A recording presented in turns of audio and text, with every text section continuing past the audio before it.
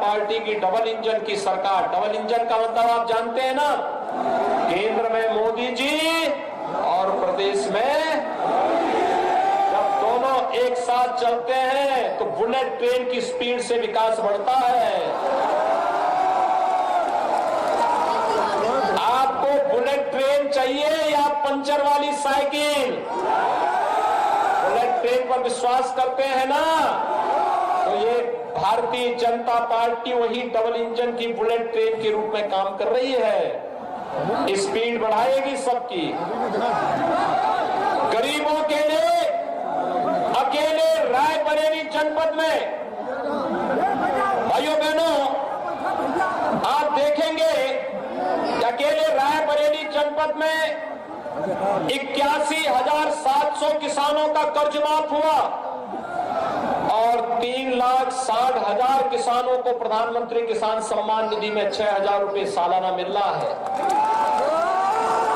और है कि गौ माता को कटने नहीं देंगे, लेकिन अन्नदाता किसानों की फसल को भी नुकसान नहीं होने देंगे।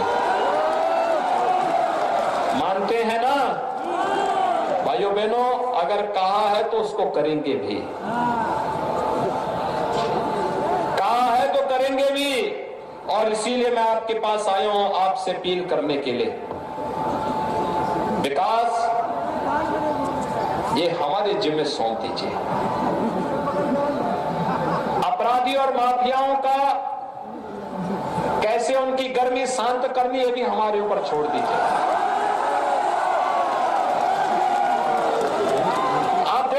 पश्चिम में बड़े बड़े माफिया थे, अरे जीना हराम कर दिए थे 2017 के पहले। आज वे अपने गले में कत्ती लटका करके चलते हैं। और याद करना, जो पेशेवर माफिया और अपराधी आपको धमकी दे रहा होगा, उसका नाम नोट करके मेरे पास भिजवा देना। चुनाव के बाद आप देखना, गली में तख्ती लटका करके थाने के सामने हाथ खड़ा होकर के खड़ा होगा। और इसीलिए आया हूं आपसे कहने के लिए कि इस कार्य के लिए सोच ईमानदार तो काम दमदार, और दमदार काम तब होता है जब मजबूत सरकार होती है। और मजबूत सरकार तब होगी जब रायबरेली जनपद की 6 की 6 सीट पर भारतीय जनता पार्टी जीतेगी। तय करेंगे, सभी लोग जिताएंगे। भाइयों बहनों, मैं रायबरेली जनपद आज शाम को 6 बजे प्रचार कार्य बंद हो जाएगा, अभी मेरी कुछ सभाएं और हैं। और मैं इसीलिए यहां से पूरे रायबरेली जनपद की जनता से अपील करूंगा। हरिचंदपुर से भारतीय जनता पार्टी के प्रत्याशी है श्री राकेश प्रताप सिंह। परम राम भक्त है,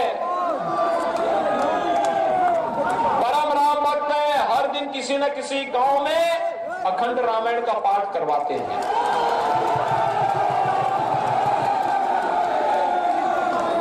बछरावा से ऐसे नमूनों का समर्थन किया जाना चाहिए क्या? भाइयों बहनों, कांग्रेस को भी, सपा को भी, बसपा को भी प्रदेश में शासन करने का अवसर प्राप्त हुआ, और भारतीय जनता पार्टी को भी। हमने तो फ्री वैक्सीन दी, सबको वैक्सीन दी। वैक्सीन देने में कोई भेदभाव हुआ है क्या? किसी का चेहरा, जाति, मत, मजहब देख करके हुआ है क्या?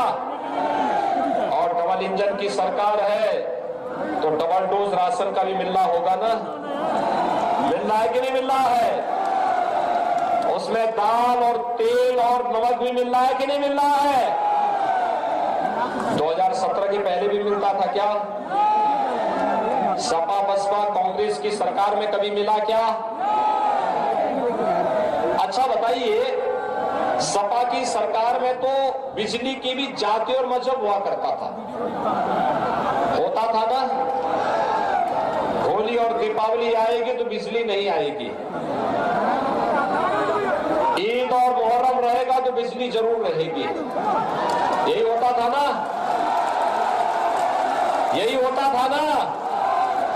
आज तो कोई भेदभाव नहीं है ना? सबको बिजली, पर्याप्त बिजली, निर्बाध बिजली। बिजली में कोई भेदभाव नहीं है ना, राशन में भी कोई भेदभाव नहीं है ना, विकास कार्यों में भी कोई भेदभाव नहीं है ना। राम मंदिर का निर्माण क्या सपा बसपा कांग्रेस के लोग करवाते? आस्था का सम्मान हो या प्रदेश की 25 करोड़ जनता को सुरक्षा, गरीबों का कल्याण हो या विकास के बड़े बड़े प्रोजेक्ट को समयबद्ध ढंग से आगे बढ़ाने का कार्य, ये कौन कर रहा है? भारतीय जनता पार्टी की डबल इंजन की सरकार। में जाते हैं, पुजारी मिलते हैं, पंडा मिलते हैं, गांव में वृद्ध बुजुर्ग पुजारी मिलते हैं, बुजुर्ग संत मिलते हैं।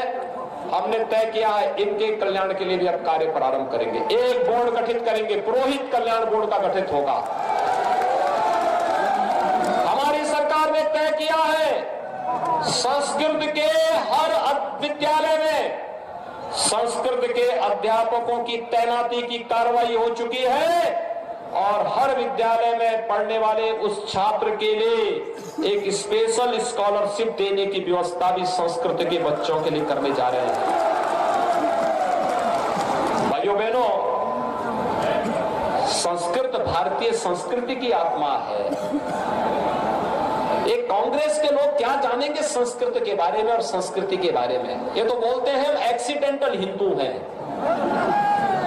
यानी हिंदू होने में भी इनको शर्म आती है। वोट मांगने में पता नहीं इनको शर्म आती कि नहीं आती है, लेकिन अपने को हिंदू बोलने में शर्म आती है। और मैं तो कहता हूं, मैं गर्व से कहूं हम हिंदू हैं, हमें कहना चाहिए।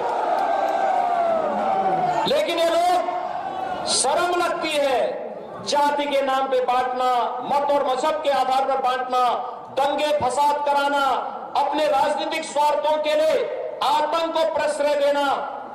पहले दंगे होते थे, 5 साल में उत्तर प्रदेश में कहीं दंगा हुआ? आज तो हर दंगाई को मालूम है दंगा करेगा तो अगले दिन उसका पोस्टर चपक जाएगा और तीसरे दिन वसूली की नोटिस पहुंच जाएगी घर में। आज दंगा नहीं होता है, दंगाइयों का महिमा मंडन नहीं होता है। आज पेशेवर माफिया और आतंकवादी के ऊपर उत्तर प्रदेश सरकार का बुलडोजर चढ़ता है।